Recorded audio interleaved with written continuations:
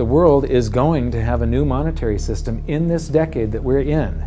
We're going to experience this huge deflationary crash around the world, and people will just lose confidence in currency. And what do they always go back to throughout history? Time after time, for the last 5,000 years actually, they always go back to gold and silver. We are entering a period of financial crisis that is the greatest the world has ever known. The wealth transfer that will take place during this decade is the greatest wealth transfer in history. Wealth is never destroyed, it is merely transferred, and that means that on the opposite side of every crisis there is an opportunity. The great news is that all you have to do to turn this crisis into your great opportunity is to educate yourself. I believe that the best investment that you can make in your lifetime is your own education. Education on the history of money, education on finance, education on how the global economy works, education on how all of these guys, the central bankers, the stock market, how they can cheat you, how they can scam you. If you learn what is going on and how the financial world works, you can put yourself on the correct side of this wealth transfer. Winston Churchill once said that the further you look into the past, the further that you can see into the future. This program is all about creating your own crystal ball, being able to gaze into the future, being able to change this crisis, the greatest crisis in the history of mankind, into your great opportunity.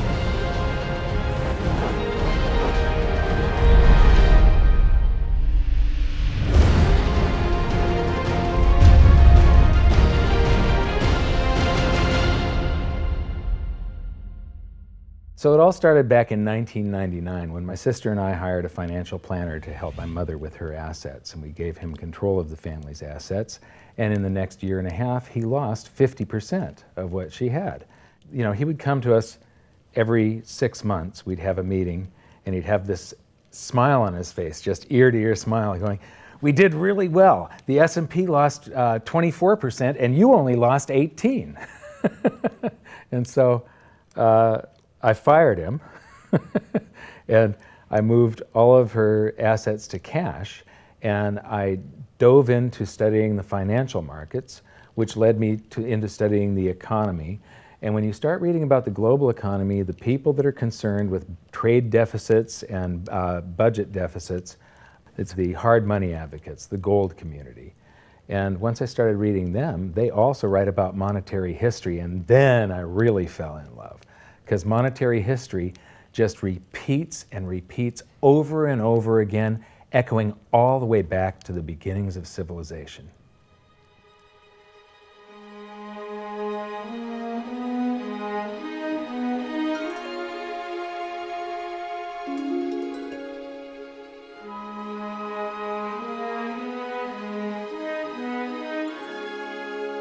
Gold and silver have been the predominant currencies for about 5,000 years, but it wasn't until somewhere between 680 BC and 630 BC that they became money.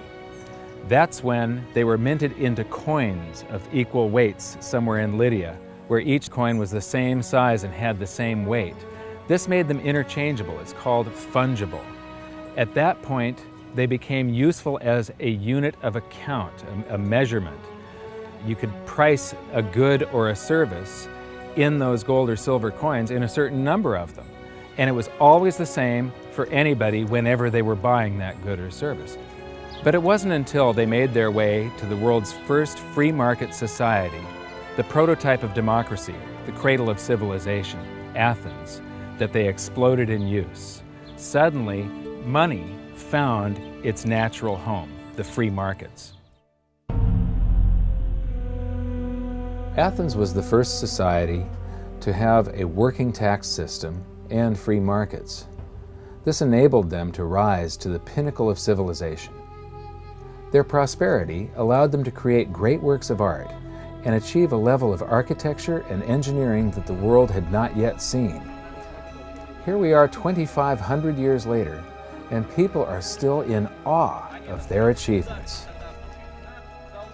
It was truly a fantastic period in human history, and the Athens star shone brightly for many years. So this begs the question, what went wrong? How did such a great and powerful civilization fall? The answer lies in the same pattern that we see throughout history: too much greed and too much war. It was when the Athenians got involved in the Peloponnesian Wars, a war with Sparta, that their monetary problems began. First, they lost access to their gold and silver mines. They were also paying armies that were on foot, and they were miles and miles away from Athens. So as they pay their armies to buy goods and services from the local populations, a deflation occurs in Athens because they're sending all of their coinage out of the city. Then they started debasing their coinage to pay for the war. If you take in 1,000 coins in taxes, and then you melt those down, those gold coins, and you mix 50% copper into your gold, now you can mint 2,000 coins. So if you take in only 1,000 coins, but you spend 2,000 coins, what is that called? That is deficit spending. Athens began to do that during this war with Sparta.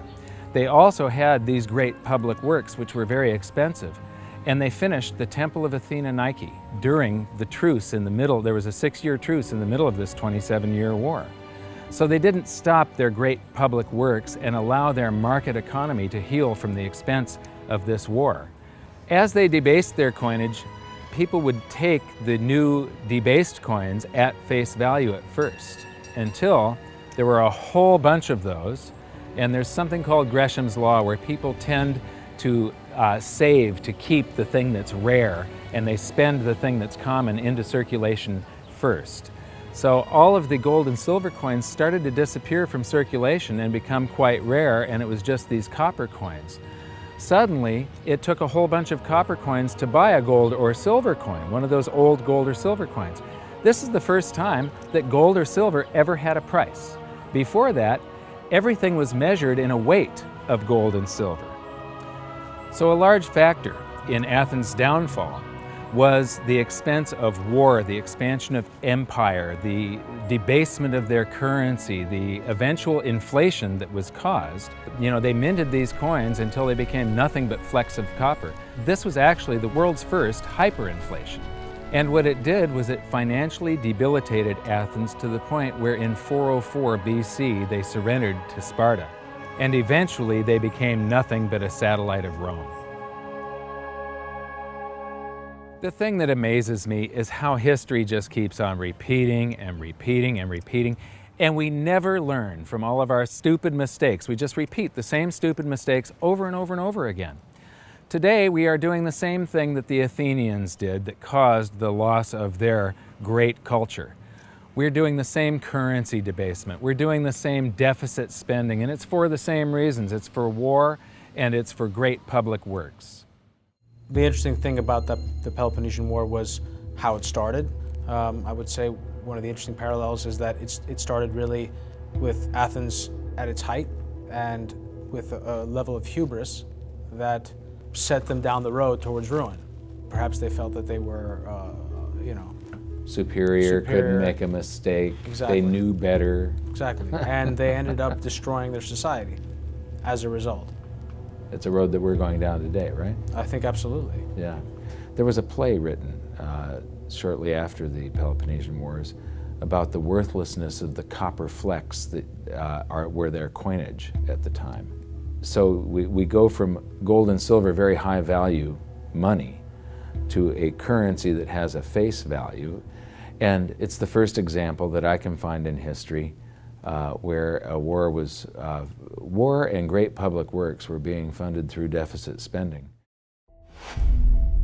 What you've just seen is the first recorded example of one of the most predictable hidden secrets of money, the 7 stages of empire. It's a long-term cycle that echoes throughout history right to this very day and is basically a societal pendulum that swings from quality money to quantity currency and back again to quality money. It always plays out in 7 stages. It always ends with gold delivering a knockout blow to debased currencies. And it goes like this. Stage 1. A country starts out with good money, which is either gold or silver, or it's backed by gold or silver. Stage 2. As it develops economically and socially, it begins to take on more and more economic burdens, adding layer upon layer of public works. Stage 3. As its economic affluence grows, so does its political influence, and it increases expenditures to fund a massive military.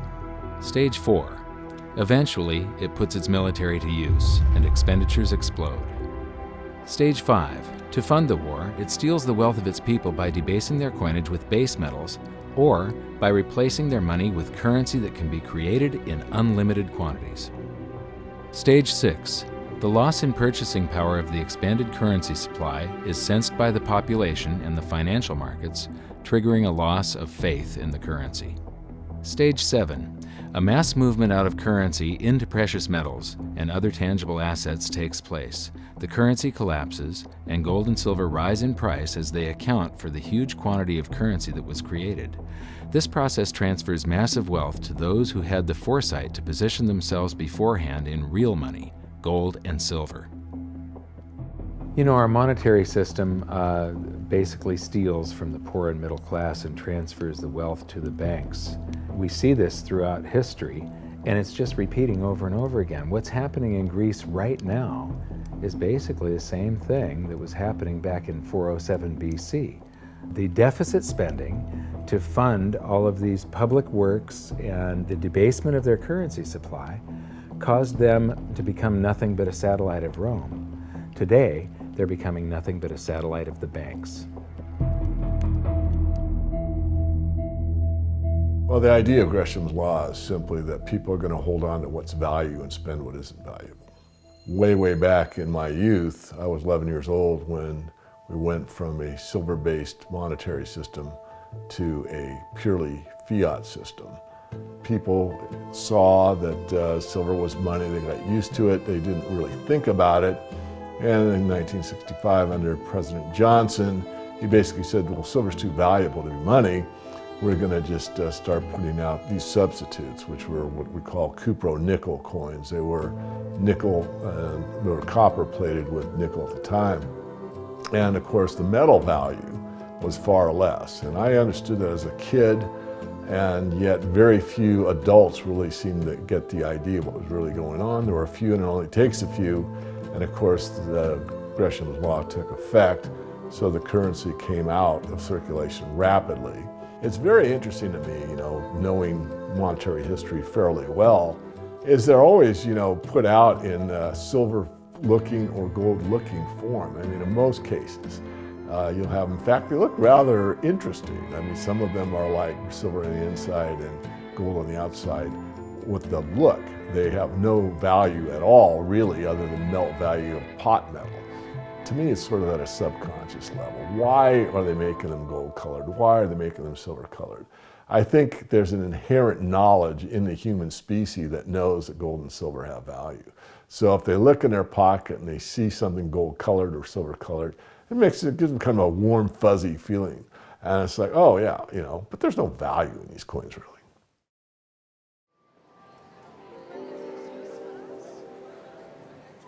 The next question is, how does this affect you? My next stop was in London, where I'd been asked to give a presentation to a group of businessmen. They wanted to understand the reason that gold had surged recently, and I explained to them that to understand gold, you have to understand monetary history. Once you see where we've come from, you can get a much clearer understanding of how the 7 stages of empire are playing out right now. We weren't allowed to show their faces, but we were allowed to film my presentation. So here it is, the last 140 years of monetary history condensed into just 10 minutes. Keep the 7 stages of empire in mind, and as you watch this, see if you can recognize the signs. Everybody thinks the US dollar is still as good as gold, and it hasn't been since 1971. This is the world monetary systems. From 1873, when Germany went on the classical gold standard, where each unit of currency is backed up by an equivalent amount of gold in the treasury. In the United States, $20 bill, $20 gold piece in the vaults. Go into any bank, slap down your currency, which was a receipt for money, a claim check on money, ask for your money, gold and silver, and they would give it to you. So this shows this is currency, this is money. Otherwise, there was no reason for any government to store gold in their vaults and then print this currency that was backed by gold. This is what gives confidence in that, and it gives governments the ability to start this scam in the first place, where they print these receipts for gold, and then they can print more of them than gold that exists. And that happened when we got to World War I, and all the combatants stopped redemption rights. You could no longer go in the bank and trade your pounds, lira, marks, francs, no longer redeemable in gold, and they lit up the printing presses and started printing like crazy. Then between the wars, they went on something called the Gold Exchange Standard, where currencies would be backed partially by gold. So in the United States, under the Federal Reserve Act of 1913, the Federal Reserve was allowed to put $50 worth of claim checks on gold, currency in circulation, backed up by only $20 worth of gold. So it was a 40% reserve ratio. For every $20 gold piece in the vault, they could put $50 in circulation. We're the dollars of the nation of parade. We're the biggest batch of dollars ever made. Oh, we used to march by millions, but now we march by billions, and maybe we'll be trillions for your dead. We're the dollars. Then we get to 1944. Now, during both wars, Europe paid the U.S. with gold. During World War I, the U.S. didn't get into the war until the very end of it. We didn't really have troops on the ground here in any quantity until the last 6 months of the war. So for the first 4 years or so, we're selling you you take all of your young men off of the farms and turn them into soldiers. You take your factories that make toasters and they start making machine guns. Your factories that made cars are now building tanks. And so you turn your economy toward war, and all of your consumer goods and your grains had to be imported from the United States, and you paid us with gold. Then in World War II, Hitler starts saber rattling in 1936, annexes Austria in 38, invades Poland in 39. Pearl Harbor wasn't until the end of 1941. We didn't have troops on the ground until, I believe, August of 42. So again, there's like 6 years where you're paying us with your gold and we're selling you stuff. This is where Americans have this myth that war is good for the economy. War is good for the economy if you're not in it and you're selling them the tools of the trade. Yes, America's national income gets bigger and bigger. In 1943, it was $142 billion. That was double the 1939 figure, triple the figure for 1933. But by the end of World War II, the U.S. had 2/3 of all the world's monetary gold, the central bank gold, and the rest of the world had to share the other third, and Europe had none. So the world monetary system was no longer going to work. It would collapse. But we had made all these loans of dollars to Europe, so Europe was flooded with dollars. And so representatives from around the world met at Bretton Woods, New Hampshire in 1944. They came up with a new world monetary system called the Bretton Woods system, where every currency on the planet, with the exception of just a few, they would be backed by the US dollar, and the US dollar would then be backed by gold at $35 per ounce. This gave confidence to all currencies. So this gave the world stability, and it pegged all the world's currencies to each other through the dollar to gold. So there was no such thing as the Forex. Currencies didn't float. The exchange rates were fixed year after year, and this helped to make world trade boom.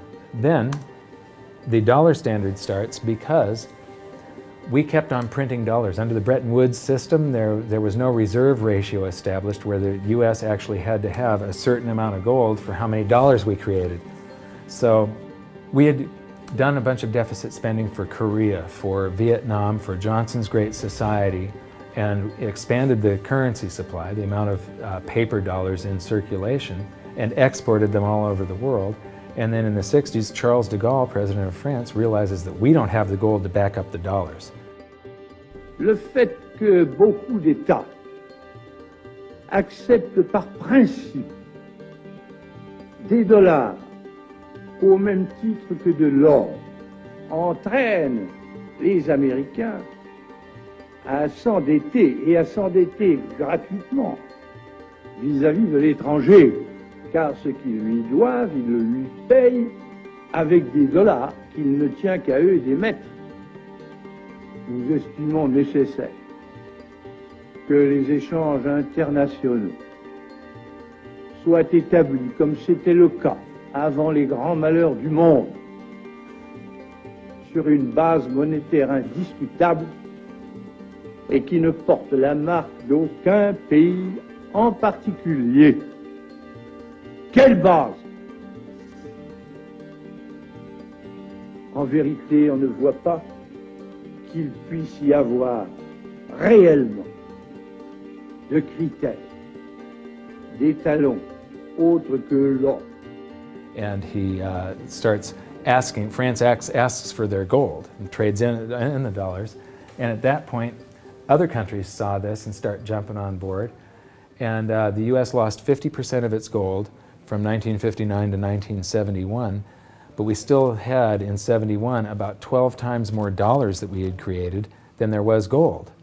And this run on the bank, basically, the US now being the bank, this is a giant worldwide bank run, because the US, for the second time, had committed a fraud and created more receipts for gold than there was gold.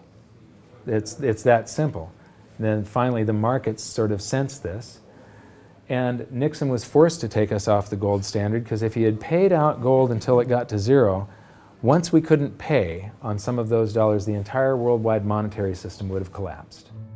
I have directed Secretary Connally to suspend temporarily the convertibility of the dollar into gold or other reserve assets, except in amounts and conditions determined to be in the interest of monetary stability and in the best interest of the United States.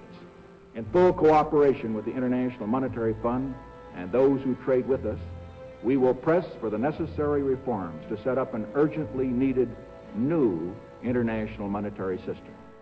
And on August 15th, 1971, all the world's currencies became fiat currency. I don't know why the rest of the world didn't rush out and hang him, but they didn't. They just all went along with this. To our friends abroad, I give this assurance. The United States has always been and will continue to be a forward-looking and trustworthy trading partner. There have been thousands upon thousands upon thousands of fiat currencies throughout history, and there isn't one that survived. It is a 100% failure rate. And we started this experiment where all the world's currencies would be fiat currencies simultaneously in 1971. But what we have here, 30 to 40 years, different monetary system, 30 years, 28 years, 39 years plus, what's next? The world is going to have a new monetary system in this decade that we're in. We're going to experience this huge deflationary crash around the world. The world will probably end up on some sort of new monetary system, probably after governments try and print their way out of this and cause hyperinflations of all the currencies, and people will just lose confidence in currency. And what do they always go back to throughout history? Time after time, for the last 5,000 years actually, they always go back to gold and silver. In a world of floating currencies, and that's what all national currencies are today, they bob up and down relative to each other, but they're all sinking relative to gold. That includes the dollar as well as the euro and the British pound and all the others. They're going to continue to lose value, continue to lose purchasing power. Personally, I don't think there's any way of avoiding what is coming. There's no way to fix it right now. There's only a way to either let it wipe you out or to benefit from it. And I want to make sure that it's not just a few of the big investors in the world that are ending up with all the cookies. I want to make sure that there's as many small investors as possible that are benefiting from it, because that's what makes society run. Middle class, small investor. One of the biggest challenges for human beings is that physiologically we are designed to operate in recency. You know, the fight or flight response is literally in my cells, literally. And so that when I'm in the wild, it's about I need to look for something to eat or make sure I don't get eaten. And how that translates into the modern world is that we think only about what's happening immediately in front of us. And so we think a long time is last week. In the world of YouTube and Facebook and instant messaging, we think 3 seconds is a long time. Like, did you get the post already? I already posted it. And the reality is that if you look at history, and I don't mean a week, I don't mean a month, I mean decades, I mean 100 years, I mean a couple of 100 years, I mean more than a couple 100 years, you can start to see some patterns. You can see some things that are going on because history repeats itself. There are some trends and there are some movements that you can learn from.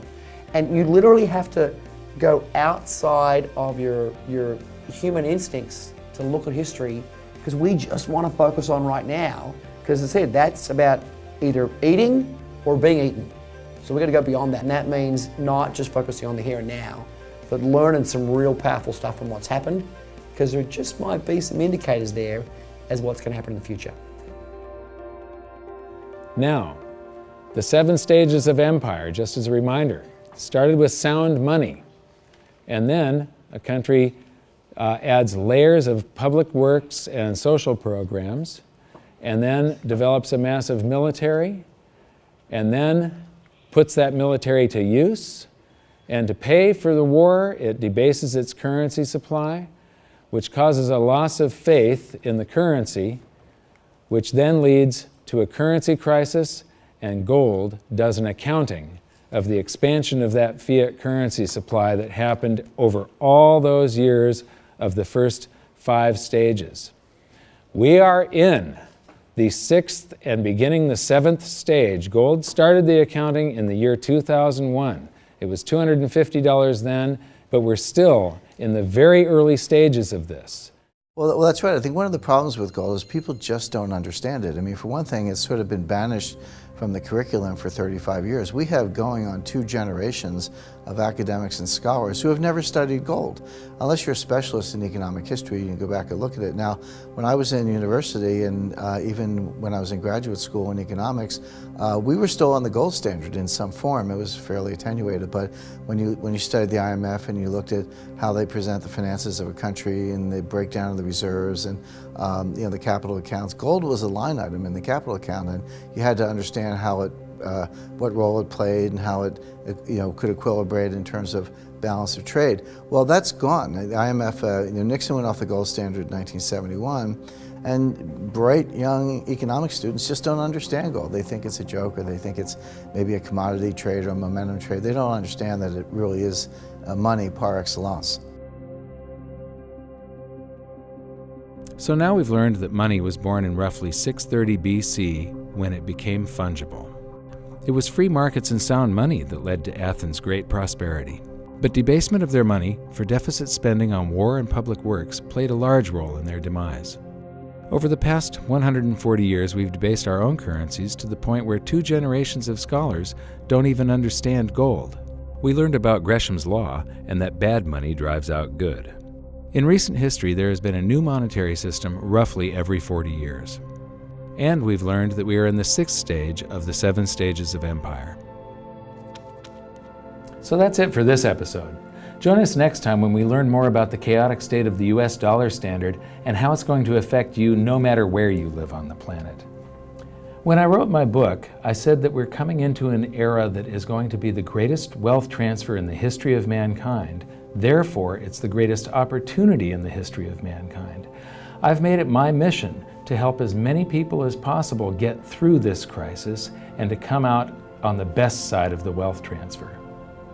I've just finished filming an exclusive presentation titled How the 7th Stage Will Unfold, where I detail what I'm doing personally to prepare for a range of scenarios.